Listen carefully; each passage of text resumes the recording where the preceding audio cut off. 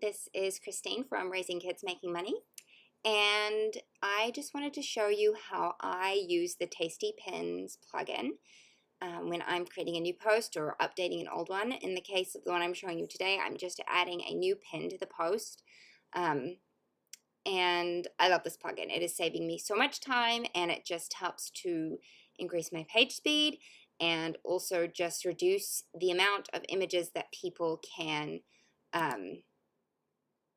actually put in on Pinterest. So I'm going to show you first how I use the plugin to prevent people from pinning certain pins. So these are not my pins that are related to this post, so I don't want people to pin these because it would be taking them to a post that is irrelevant.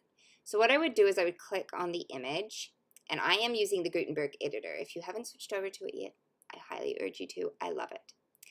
But the way to prevent people from pinning this image, because usually it would come up when people go to pin it, it would come up as an image that they can pin. So to prevent them from doing that, you just go over here into this sidebar, and you can click this option here to disable pinning, and that is going to stop this as coming up from an option for people to pin.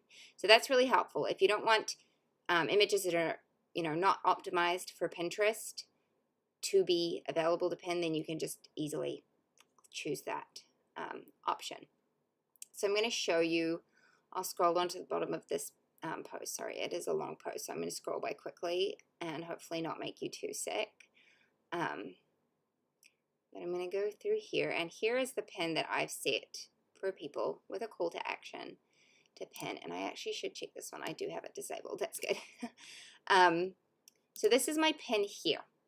And with Tasty Pins, usually I set up my Pinterest text and description, everything in my media library when I upload all my images at once. But you can do it in the editor as well. So here you can see this is where you're going to put your Pinterest text.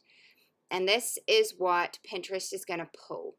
So you can put all your keywords in there and your hashtags and everything. I've got too many hashtags in there, but ignore that. So you want your keywords and everything in there.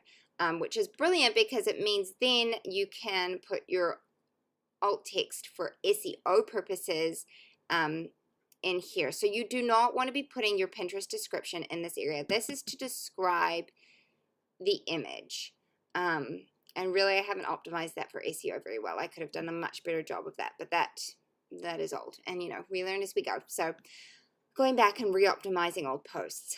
So that's there. Another option that Tasty Pins includes is the ability to assign a specific Pinterest ID to all of the pins from this post.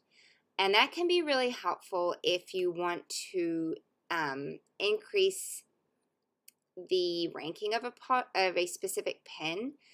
So if you want to kind of get like a snowball effect going, you can do that. And the way you would do that is to go to Pinterest. And let's just go to my profile and look at some pins. Now here's that pin. If I look up here in the URL, this is the pin ID. So I would just copy and paste that and put it in here. And that means that all the pins that are pinned from this post would be assigned to that Pinterest repin ID, and it would like accumulate all of the repins to that pin, which would help boost it in the ranking. So that's something you want to do. You can. I've only done that on a couple of posts where there's already a pin that's sort of like coming out as a front runner, and I want to really boost that. I'll do that to it. So that's an option that you can do there. And now I'm going to show you how you can hide pins within your post. And this is like one of my favorite features from the plugin. It'll be right down at the bottom here, and you can see I've got 3 different pins already hidden there, but I've got a new one that I created today, and I want to hide it. One of the options you can do, say you've tried a bunch of pins out, and there's one in particular that just does really well, and you want people to pin that image, or you do not want to include a Pinterest image in your post like I have done here. So you've just got regular images in there, and you don't want people to pin those, so you've disabled pinning from those. But people still want to pin from your page. So say they use the share buttons. What you can do is hide an image in here and then click this option here to force pin the first hidden image. And that means when people go to pin from your page, this is the default image that is going to be given to them as an option. They will not be able to pin anything else. It'll just be this one. So that's a great option if either you do not want to have Pinterest images within your post, or there's just a specific image that you want to be pinned. So let's go ahead and add an image. So I've already uploaded one here, and I've added the description. You can see here in my media library, I've added it in the Pinterest text here, and I've added some alt text in there. I haven't added a description. I might just copy and paste the alt text into there. I've got the social pug stuff in here. I haven't found it to be very good with Gutenberg. And it doesn't have the same amount of options that Tasty Pins seems to have. So I still prefer to use Tasty Pins, but I use Social Pug for my social share buttons. So anyway, just a little side note there. So now I just click select, and that's going to put it right here with the other ones, okay? And then what you want to do is update your post. And we are going to wait for that to finish updating, and then I'm going to go to view post. Okay, and so here's the post here. So now when I go to click on pin, here's my pin image right here, okay?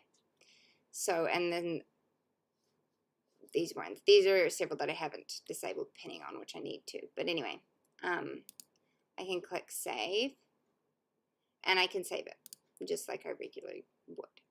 And you can still, you know, edit it however you want to. But I'm going to save this one to Pinterest tips because that's my most relevant board. And that's it done.